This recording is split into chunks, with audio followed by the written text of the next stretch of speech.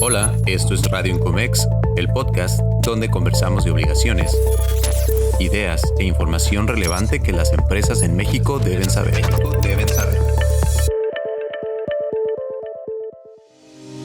Hola, ¿qué tal? Mi nombre es Saúl Ramírez, director de Incomex y co-conductor de este espacio. Bienvenidas y bienvenidos a un episodio más de la cuarta temporada de Radio Incomex, edición Finanzas. En esta ocasión platicamos con Mario Maldonado, reconocido periodista especializado en temas económicos y de finanzas, columnista del diario nacional El Universal y director del medio de comunicación El CEO. Conversamos sobre los retos de fiscalización e ingresos para el gobierno federal en esta y la siguiente administración y cómo esto afectará sin duda a los contribuyentes, haciendo especial énfasis en el sector IMEX. También platicamos sobre la relación comercial de nuestro país con Estados Unidos y cómo esta podría transformarse ante el eventual segundo periodo como presidente de Estados Unidos de Donald Trump. Pero antes de iniciar y de ir con la entrevista, quiero recordarte que puedes seguirnos en redes sociales. Búscanos en Facebook, Instagram, LinkedIn y Twitter, hoy X, como Incomex Nacional. Ahí encontrarás contenido de gran relevancia para ti, así como invitaciones a actividades de capacitación que seguro te serán de utilidad. ¿Cómo estás? Primero que nada, para saludarnos. Hola Saúl, muy bien, muchas gracias y gusto siempre platicar con ustedes. Gracias, Mario, por el tiempo, por la oportunidad. Mario, traemos 3 temas principales para platicar contigo el día de hoy. Nos gustaría empezar con algo que ya has comunicado en diferentes espacios, sobre todo en participaciones con nosotros, y es el tema de los egresos del país, ¿no? Tenemos un presupuesto de egresos para este año de 9 billones de pesos, una cifra que tú, y por supuesto pues los datos o los antecedentes la ensalzan o la elevan como histórica. Y esto conlleva pues algunas responsabilidades para el gobierno, principalmente para la administración federal. Y me gustaría empezar por ahí, Mario. ¿Qué comentarios tienes para ir desarrollando ya los otros temas, ¿no? Sí, mira, la verdad es que sorprende el número de 9 billones de pesos de presupuesto federal para este año porque no lo habíamos visto nunca en la historia del país. Veríamos un promedio de 6.5 billones de pesos de gasto anual, de gasto público, y se fue a los 9 billones. Ha ido creciendo en el sexenio actual, pero sorprende que en este año que es electoral, que es un año muy importante para el país también en términos de consolidación de inversión extranjera por el nearshoring y todo esto, hayan decidido ir por 9 billones. Mira, eso finalmente a la economía le da dinamismo, porque quiere decir que va a haber dinero en la economía, en proyectos públicos, generando empleos, ayudando a que se generen cadenas de inversión en el sector privado. Es decir, suena bien en términos económicos y por eso la cifra de la Secretaría de Hacienda está muy optimista para este año de crecer por ahí del 3% o 2.5% por lo menos, pero tiene sus riesgos, por supuesto. El principal me parece que es cómo financiar 9 billones de pesos, porque cualquier país quisiera gastar mucho dinero y tener, digamos, esos ingresos para poder ejecutar un presupuesto de esta magnitud. Pero México sabemos que es un país donde tiene todavía muchas oportunidades en términos de recaudación fiscal y un poquito más de la mitad de todo ese presupuesto viene de los impuestos, viene de la recaudación fiscal, que además también apuesta a ser histórica para este año. Venimos de un 3.8 billones de pesos de impuestos recaudados el año pasado a pasar a un 4.5, 4.6 billones de pesos, es decir, prácticamente la mitad, poquito más de la mitad del presupuesto financiado con impuestos. Y bueno, pues ya sabes, ahí están los grandes contribuyentes, está los impuestos especiales, el IVA, el ISR, y aquí es donde viene un poco yo creo que el problema, porque el petróleo, que es la otra fuente de ingresos del gobierno, pues siempre tiene estas fluctuaciones del precio del petróleo, de la producción. Hoy México tiene un problema de producción petrolera. De hecho, el presidente quisiera que ya no se exportara petróleo y que todo lo que se produce se refine en México, lo cual no suena nada lógico para las finanzas públicas. Pero entonces empiezas a ver de dónde sacas impuestos y a mí me parece que la vía para intentar llegar a esos presupuestos, sin duda alguna, es mejorar más y más la recaudación, y eso solamente se puede dar a través de estrategias de mayor fiscalización. Obviamente el SAT siempre va a decir, pues no, mi estrategia es facilitar el pago de impuestos para que pues, la gente pague impuestos y entonces yo llegue a esas cifras. Pero a ver, la gente no le gusta pagar impuestos, sobre todo en un país donde no los ve retribuidos, es decir, no los ve bien invertidos en los impuestos. no estamos hablando de un país desarrollado en Europa, etcétera. Europa donde se pagan muchos impuestos, pero se ve en las calles, en los servicios, en la educación, infraestructura, en fin, es todo un tema ahí más estructural, el tema de impuestos, pero entonces ahí empiezan a fiscalizar más a las empresas, empiezan a revisar a ver cuáles son las que pagan tasas de impuestos que yo creo que deben de pagar más, que lo ha dicho Raquel Buenroslo cuando era jefa del SAT, decía, a ver, yo quiero revisar todas las tasas de impuestos que hoy se pagan para las diferentes industrias y sectores económicos en el país. Más o menos no le movió mucho, pero sí tenía la intención de revisarlas y de ajustarlas al alza. ¿Para qué? Para que paguen más impuestos los contribuyentes cautivos, que son las empresas, ¿no? Los grandes contribuyentes, y no me refiero solo a los grandes, sino también a las empresas medianas, a las empresas dedicadas al comercio, donde hay mucho tema de aranceles, de pago de impuestos, pues es donde yo creo que se pone normalmente el ojo para buscar llegar a esos niveles de recaudación. Entonces, digamos que estos son los retos y los riesgos de tener un presupuesto tan alto que necesitas financiarlo de alguna manera. Ahora, ya el gobierno para financiar parte de los 9 billones va a endeudarse, va a pedir casi 2 billones de pesos de esos 9 de deuda pública, que es algo que había prometido el presidente, por cierto, que no iba a suceder en su sexenio, sí va a pasar, pero el reto vendrá yo creo para las siguientes administraciones en términos de cómo hacerle frente a esos presupuestos tan altos con una recaudación que cada vez va a ir buscando ser más alta y que de pronto cuando la economía ya no crezca al 2.5 o 3%, es decir, cuando venga una desaceleración donde crezcamos 1%, entonces no va a haber manera de financiar estos presupuestos tan altos. Mario, tocabas ahorita un tema central, ¿no? Un tema es la facilitación de la declaración de los impuestos propiamente, es decir, eh, la actividad de los propios contribuyentes por declarar sus obligaciones, y otro el tema del esfuerzo de fiscalización, que es ahí donde vemos está no solo el esfuerzo real, digo, ahorita abordaremos el tema de las nuevas estrategias recaudatorias del SAT, sino pues también está el tema de los contribuyentes a los que van focalizados, ¿no? Es decir, además del esfuerzo del uso de la tecnología, de la eficiencia en la recaudación, pues también está la focalización de los sectores que hablabas ahorita, ¿no? En ese tema tenemos que la industria manufacturera pues representó el año pasado el 17% de los ingresos tributarios, ¿no? Nada más de industria manufacturera, y el primer lugar en ISR y el tercer lugar en impuesto al valor agregado. ¿Eso es algo que has observado como que sigue siendo un blanco para la administración federal? Aquí hay dos visiones o dos caras de la moneda sobre ese tema. Uno, sin duda alguna, y regreso al ejemplo de Raquel Buenroslo cuando andaba queriendo revisar las tasas de impuestos que paga cada sector, sí se enfocó mucho en el tema de la industria automotriz, de la industria minera, de la manufactura en general, digamos, no necesariamente la minería, pero digamos, le puso ojo específico a algunas industrias que son las que traen más inversiones, sobre todo extranjeras, las que generan mucho capital de trabajo, las que tienen cadenas de valor, ¿no? Con el caso de la industria automotriz, con las autopartes, en fin, la energía, los microchips, todo esto, tecnología también involucrada en todo este sector. Entonces, sin duda alguna, este tema de que son empresas muy pujantes, ¿no? La industria automotriz, todo el sector industrial y manufacturero, vaya, es la punta de lanza del comercio exterior mexicano, digamos, de las exportaciones, que por cierto son uno de los ingresos también muy importantes en términos fiscales para el gobierno mexicano, pero para la economía en general, es decir, toda la manufactura que está en México, en las diferentes regiones, especializada en distintas cosas. Por supuesto, una que llama mucho la atención porque es la más grande y la que genera más inversiones y más divisas es la industria automotriz. Pues siempre, por ser tan grande, le ponen el ojo, ¿no? Digamos, está más fiscalizada. Yo creo que sí, que el gobierno pues va a buscar que las empresas que ya están instaladas en México, que están, para que qué tipo de impuestos, de tasas de impuestos están pagando, para revisarlas y para, más que ajustarlas, no creo que eso vaya a suceder ahora, quizá la miscelánea fiscal que presente para el próximo año, porque además le va a tocar a este gobierno, porque el presidente termina el último día de septiembre su gobierno. Ya para ese entonces ya la Secretaría de Hacienda tiene muy avanzado su presupuesto y su paquete económico del próximo año, la ley de ingresos que tiene que ver con los impuestos. Entonces, les tendrá que dejar el actual secretario más o menos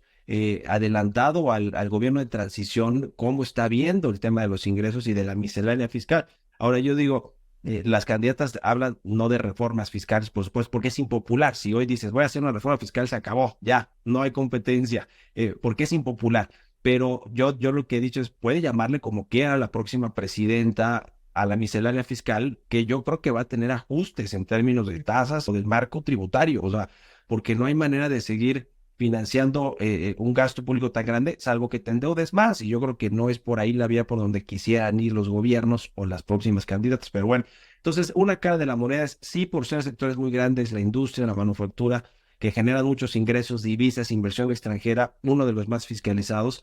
Pero por el otro lado, también hemos visto al SAT y a la Secretaría de Economía poner incentivos fiscales a las empresas que están instaladas en México, producto de todo este asunto del nearshoring, la relocalización de inversiones. Entonces, también le interesa mucho al gobierno mexicano, a Economía y al SAT, que bueno, están ahí muy metidos ahí. Raquel Buenrostro saltó del SAT a la Economía y dejó a su ex mano derecha, pues, ¿no? En el SAT, que era el de grandes contribuyentes, precisamente a Martínez Dagnino.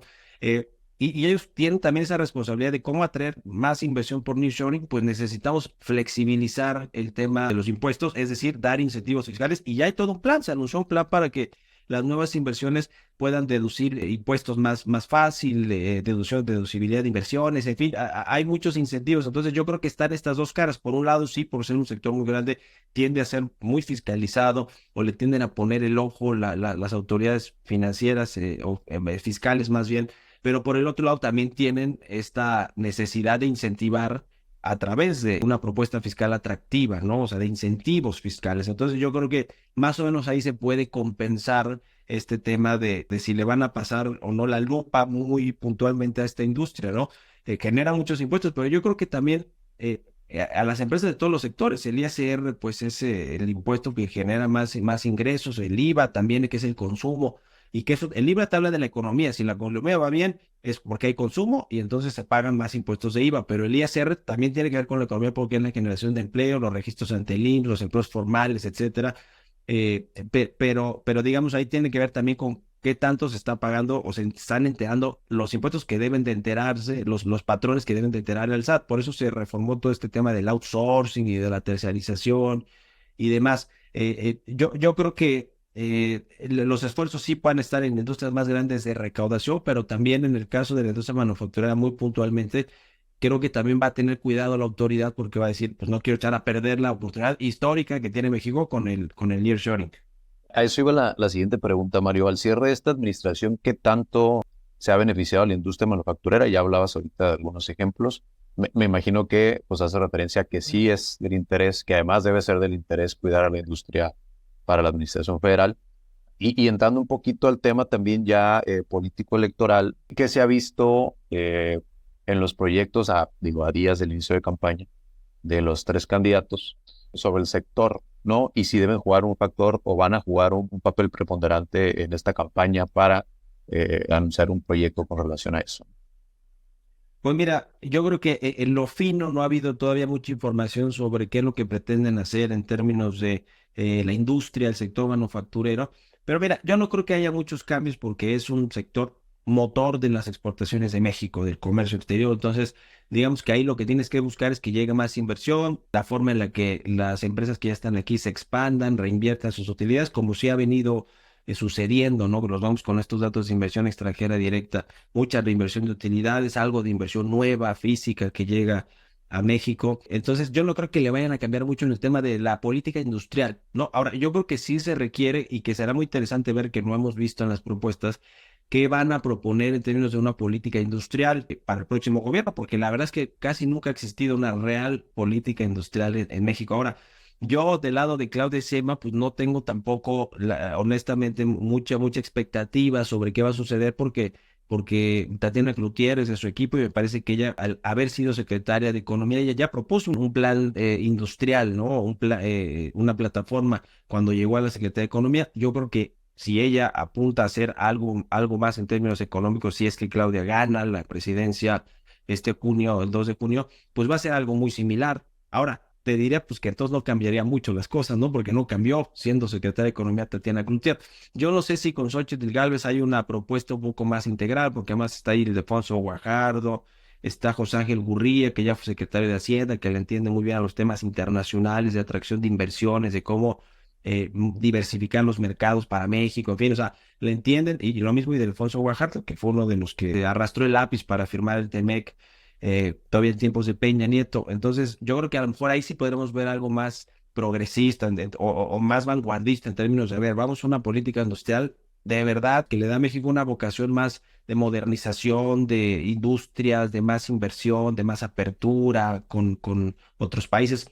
En fin, estas son, me parece, creo que las dos visiones en términos de política industrial. No hemos visto el detalle fino porque no han entrado a eso, se han enfocado en temas más de pensiones, de los trabajadores, de los salarios, que ciertamente, pues en una elección es lo que vende, ¿no? O sea, si tú le hablas a la gente de su salario, de sus pensiones y de su empleo, pues la gente, eso es lo que escucha, lo que siente más cercano. Cuando le hablas un tema de una política industrial, de un tema hasta de nearshoring, pues la gente dice, pues sí, ok, qué bueno que lo van a incentivar o que van a buscar que llegue más inversión, pero pues a mí hoy en mi trabajo, a mí eso no me dice nada. Entonces, por eso yo creo que no se han metido tan fino a este asunto.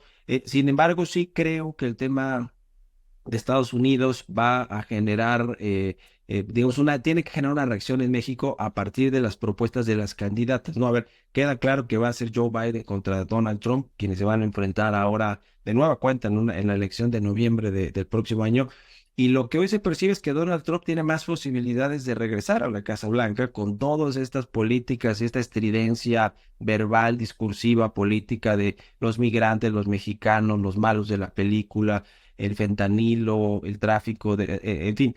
Yo creo que eso se puede quedar mucho en el discurso, otra vez como Donald Trump. A ver, hoy leía en una portada de un periódico en el Heraldo que Joe Biden ha mandado más mexicanos, digamos, de Estados Unidos a nuestro país en 40% que lo que hizo Joe Biden, que lo que hizo Donald Trump, perdón, no, o sea, Joe Biden 40% más deportaciones de mexicanos que Donald Trump. Entonces, de pronto todo eso se queda narrativa y en los hechos suceden otras cosas, ¿no? Como esto que ya hemos visto con el gobierno actual de Estados Unidos. Sin embargo, eso no quiere decir que no va a haber incertidumbre de corto plazo si es que Donald Trump se perfila como el que va a ganar, porque además viene la renegociación o la revisión del TEMEC en el 2026, vienen temas que están pendientes ahí, el sector energético, temas laborales, temas del maíz transgénico, temas de biotecnológico o del acero, ¿no? Más recientemente el tema del acero y del dumping que acusa la triangulación con China. Es decir, hay temas que de por sí ya están muy delicados en términos del acuerdo comercial y si llega un Donald Trump, pues los va a querer magnificar y va a querer que sean moneda de cambio en términos políticos para negociar temas migratorios, de seguridad, de blindar las fronteras, en fin. Entonces, ahí necesariamente las candidatas deben de tener a sus cuadros alineados. Yo creo que Claudia Sheinbaum va a tener ahí, aunque no le guste mucho a Marcelo Ebrard, que ya fue el canciller y que ya negoció con Trump, que le tocó lidiar con Trump. Y me parece que Xóchitl Gálvez tiene a Ildefonso Guajardo, sin lugar a dudas, en los temas técnicos, finos, económicos, y en una de esas hasta José Ángel Gurría, que tiene mucho reconocimiento internacional. Yo por ahí veo a las figuras que van a estar entrándole al tema de aquí a que sean las elecciones y quien sea la presidenta en la transición. Que por ese lado, Mario, parece ser que hay, digo, hasta cierto punto certidumbre sobre los cuadros que tiene cada equipo, ¿no? Es gente en ambos lados con experiencia, que en ambos casos también ya han negociado o trabajado con el gobierno de Estados Unidos que representó Donald Trump. Entonces, por ahí ya hay experiencia y creo que eso genera cierta certidumbre. Sin embargo, pues el tema, por ejemplo, de la revisión del TEMEC en 2026, pues ya va a agarrar a ambos gobiernos encarrilados, ya con cierto ritmo, y ya desde ahora se empiezan a calentar los temas, pues relacionados con migración, que siempre tiene una repercusión comercial, ¿no? Al final de cuentas, y el tema de la incertidumbre misma sobre lo que genera esta guerra arancelaria o esta eventual guerra arancelaria que seguramente medio se va a asomar ahí cuando se empiezan a discutir, cuando inician los gobiernos y por supuesto se empieza a discutir el tema. ¿Qué es lo que tiene que estar haciendo desde el punto de vista de las relaciones exteriores? Pues ya los equipos a lo mejor de las candidatas y del candidato, como para ir quizá haciendo un poquito más tersa la relación con los equipos en Estados Unidos, tanto de Joe Biden como de Donald Trump, Mario. Sí, mira, yo creo que hoy la relación México-Estados Unidos no es la mejor, no pasa por su mejor momento y tiene que ver ahora con el presidente mexicano, porque es muy vocal en términos de reclamarle a las agencias de investigación, a la DEA, a la CIA, al propio gobierno estadounidense, es decir, por temas ahí, ¿no? Lo que todos sabemos, ahí lo que ha estado en las redes sociales y en investigaciones periodísticas, pero no es la mejor. Yo creo que no va a cambiar mucho de aquí a que termine el sexenio, se va a mantener, digamos, todo en el estado en el que están las cosas actual. Sobre todo aquí en las elecciones, más que termine el sexenio, que es en finales de septiembre, de aquí a la elección, porque ya de la elección con una presidenta electa, Entonces sí, tendremos a los equipos que van a encargarse del tema de las relaciones internacionales, el tema de las relaciones comerciales de México, y yo creo que ahí ya será muy claro quiénes van a poner o Claudia Sheinbaum o Xóchitl Gálvez para empezar a negociar con Estados Unidos. Primero, decirlo, yo creo que los primeros mensajes van a ser de, a ver, nosotros no queremos pelea, queremos tener una buena relación de vecinos, una relación comercial tan estrecha como la tenemos. A México le conviene sin duda que Estados Unidos esté peleado con China, porque además de que le conviene que se ha convertido en el principal socio comercial de Estados Unidos, al que le compra más bienes y servicios en el mundo, es México, superó a China, Canadá. Además de eso, le conviene pues a México ir, no cerrándose al tema de China o de Asia, pero sí de hacerse una región muy fuerte en términos económicos, y eso que aleje un poquito a China, ¿no? Que lo mande más al sur o a Latinoamérica, donde sí está muy metida la inversión china y el intercambio comercial. Pero digamos, eso le beneficia a México. Yo creo que los primeros mensajes del próximo equipo de la próxima presidenta serán de queremos mejorar las relaciones, queremos darle salida y trámite a las cosas que quedaron pendientes en el TEMEC, todo esto que ya mencionaba de energía, el acero. Yo no creo que vaya a pasar algo antes de la elección de México en términos de los aranceles o de una reacción de México de también poner aranceles a algunos productos de Estados Unidos. No lo veo, y más bien veo a partir de la elección ya con una presidenta electa, a un equipo trabajando fino en Estados Unidos, yendo con el gobierno, y lo mismo con el gobierno actual de Joe Biden, que seguramente muchos de esos cuadros se quedarían si es que repite como presidente, pero también con el equipo de Donald Trump desde ya, con Jared Kushner, con todos estos gente cercana a Donald Trump, que es necesario, es importante que se comiencen a dar, ¿no? O sea, sin lugar a dudas, eso es lo que yo veo. Y justo te iba a comentar que afortunadamente la elección en Estados Unidos es después de la de México. Si no, el escenario seguramente ahí sería otro. Mario, para cerrar, no sé si te gustaría hacer algún comentario con relación a los temas abordados que se haya pasado por ahí.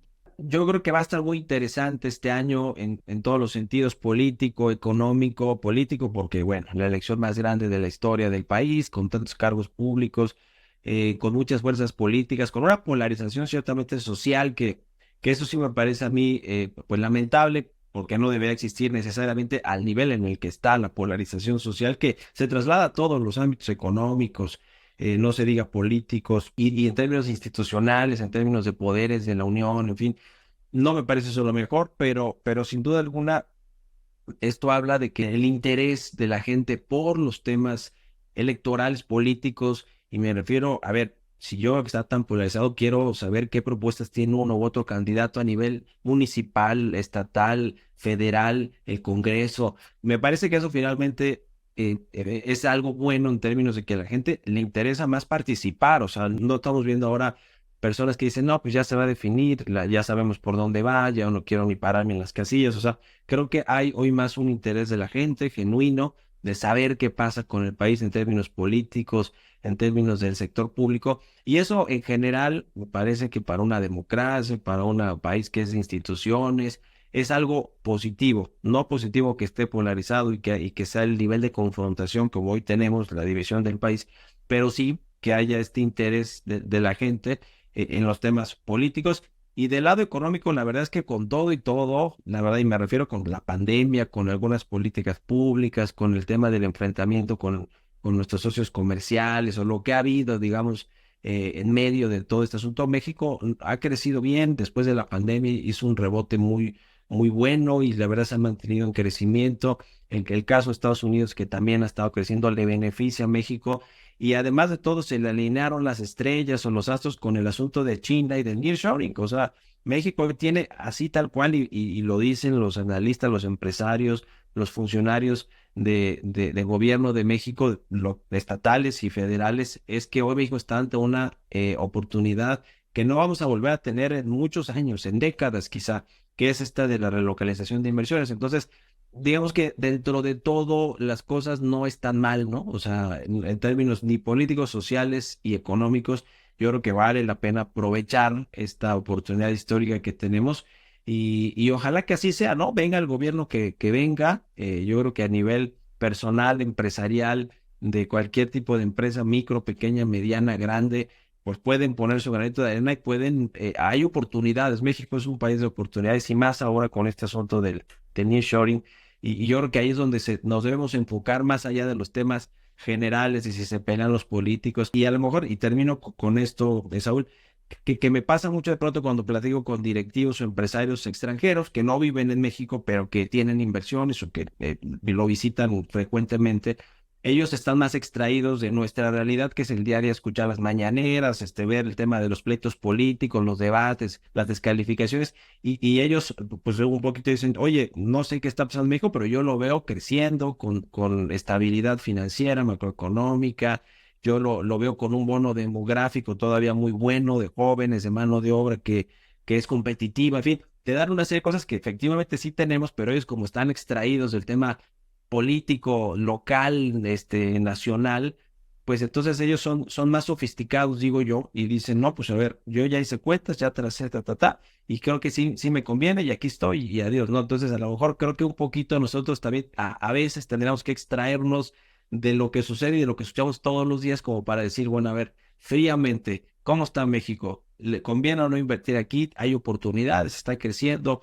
Etcétera, etcétera. Y yo creo que a partir de eso también tomar decisiones, ¿no? Me parece una visión interesante de cómo nos ven quienes sí conocen a México, quienes tienen inversiones en México, son directivos de una empresa, pero que no viven aquí y que piensan de manera más fría, ven el entorno de manera un poco más fría que de que nosotros que vivimos aquí, que todos los días estamos hablando de política, cuando a lo mejor debemos estar generando oportunidades de empleo y aprovechando las inversiones. Y la importancia, Mario, perdón, de aprovechar o no quedarnos también en el tema fiscal que hablamos al principio, no quedarnos en las facilidades económicas, fiscales, administrativas, sino también aprovechar lo que mencionabas ahorita, ¿no? El contexto más internacional, el bono demográfico que mencionabas, los recursos, y aprovecharlos también con políticas de infraestructura, ¿no? De seguridad, servicios, cosas que a lo mejor por ahí pudieran enfocarse en la siguiente administración para aprovechar esta oportunidad, ¿no? Sí, sí, el tema del servicio me parece clave, que eso es a lo mejor algo que no mencioné ahora, pero lo mencionan los empresarios todo el tiempo. O sea, yo veo a México con todo esto que ya mencionamos en términos de que vale la pena invertir porque hay estabilidad y hay una buena proyección de crecimiento y mano de obra competitiva, etcétera, y mercado, ¿no? 130 millones de mexicanos, además de que es un centro de producción, además es un gran mercado, ¿no? O sea, cualquier empresa que se viene a invertir en México para exportar a Estados Unidos, también en el mercado mexicano se queda mucha de sus bienes o servicios que están produciendo en nuestro país, porque es un gran mercado. Entonces, esa es otra de las condiciones por las que vale la pena invertir en el país. Pero el tema es de los servicios. O un empresario te dice, yo sin duda, por todo esto que mencionamos, quiero invertir en México, pero también necesito acceso al agua, acceso a la energía eléctrica, acceso al gas, que eso es lo que es muy importante en la política industrial del próximo gobierno, de la próxima presidenta, que se garantice el suministro de energía eléctrica. Por lo visto, las dos tienen idea de mejorar el tema de la transición energética, de darle viabilidad de nueva cuenta a las energías limpias, en fin. Yo creo que cualquiera de las dos candidatas que llegue va a tener una política que va a cambiar para dar más acceso a toda esta energía eléctrica a través de fuentes de energías renovables, pero también el tema del gas, a construir más gasoductos, a buscar llevar el gas a ciudades, a regiones donde todavía no hay esta industria boyante, ¿no? Porque no tiene el acceso a servicios. Lo mismo el tema del agua, que va a ser el tema también del próximo sexenio, que se requiere para todas las industrias, sobre todo para la industria agropecuaria y todo eso, que es la que consume más agua, pero también para las industrias de la manufactura. Entonces, esta es la clave justo del próximo gobierno, ver en su diseño de política industrial cómo aseguras que hay estos recursos disponibles para que cualquier inversión pueda llegar y eso no es un impedimento que hoy no es de entrada, es una barrera de entrada para la inversión, la falta de servicios. Así es, y tener alguna expectativa que al parecer las dos candidatas punteras, digamos, tienen la obligación también ética por su origen profesional, digamos, ¿no? Una ingeniera especializada en la sustentabilidad y la otra científica, entonces esperemos que se aproveche el tema de los servicios y las energías alternativas o renovables, ¿no, Mario? Pues yo creo que aquí estaríamos concluyendo, Mario, esperando que pudiéramos abrir los micrófonos ya más adelante para tener otra conversación, a ver si estos temas que están todavía como medio pendientes con relación a nuestro sector, pues se van abriendo un poquito más, empezamos a tener un poquito más de luz sobre para dónde van, ¿no? Aunque es el camino a lo mejor muy evidente, pues hay que ver si efectivamente se van por ahí, ¿no? Y pues agradecerte el tiempo, Mario, el análisis, y me gustaría que invitaras a nuestra audiencia pues, a leerte, escucharte en los diferentes canales en donde estás ahorita participando, para que puedan ahí conocer un poco más de la información que estás transmitiendo. Sí, con mucho gusto siempre, Saúl, de platicar contigo, con ustedes, con la audiencia. Me has hecho favor de invitarme a varias pláticas, conferencias, y la verdad yo siempre encantado y me gusta conversar con la gente, platicar justo con la gente en físico, porque a veces cuando haces radio, tele, escribes, no tienes ese contacto tan directo, salvo las redes sociales. Entonces, gracias. Y yo estoy pues en el Universal, escribo de lunes a viernes una columna de opinión en el impreso, en las redes sociales y en el portal del Universal. Ahí está mi columna, se llama Historias de Negocios. Hago un programa de radio muy temprano, bueno, mucho más temprano para ustedes, pero empiezo a las 6 de la mañana, tiempo del centro de México, en el Heraldo Radio, que tenemos ahí también en Tijuana y en muchos lados. Y luego en televisión, hago de 7 a 9, tiempo del centro de México, también en el Canal 8, en la televisión abierta, en 161 de Sky. Y tengo un medio que se llama El SEO, que la verdad es que traigo contenidos interesantes siempre, términos económicos, financieros, de negocios, el SEO.com, así tal cual, o el SEO en las redes sociales, SEO de CEO, así de Chief Executive Officer. Y bueno, pues ahí estoy en Televisa los domingos también a las 8, tiempo del centro de México, en Foro TV, en un programa con otros colegas periodistas analizando temas coyunturales importantes. Y en las redes sociales, en mi cuenta de Twitter o de X, @MarioMal, y entonces ahí me siguen, nos escribimos y con mucho gusto de platicar siempre con todos ustedes. Mario, muchas gracias, nos escuchamos pronto. Un saludo a todos. Bien, y hasta aquí hemos llegado al final de este episodio. Esperamos que lo hayas disfrutado, que lo hayan disfrutado mucho. Estaremos hablando más del tema en este podcast y en otros espacios de Incomex, así que los invitamos a seguir pendientes de nuestros canales de información. Recuerda que puedes volver a escuchar este episodio junto al resto de nuestras entregas en Spotify, Amazon Music, Google Podcast y Apple Podcast. Esto fue Radio Incomex, edición Finanzas. Hasta la próxima.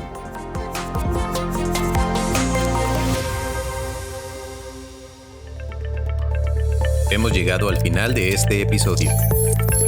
No olvides suscribirte a este podcast en Spotify, Amazon Music y Google Podcast. Para mantenerte informado sobre este y otros temas, visita nuestra página web y nuestras redes sociales. Hasta la próxima.